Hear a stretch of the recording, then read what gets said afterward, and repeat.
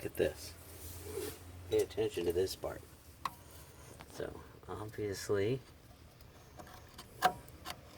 spring goes under here, right? See this? This last curve is from the bottom of the vehicle. Right? It goes that way, right? And it goes to the top. So this last turn goes up. Down here, the last turn goes down, and then the spring goes across. The last turn of the spring goes down, and then it goes across.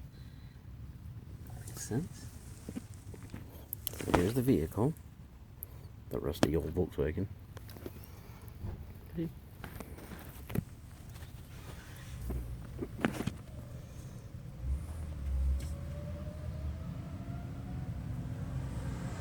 That's the top.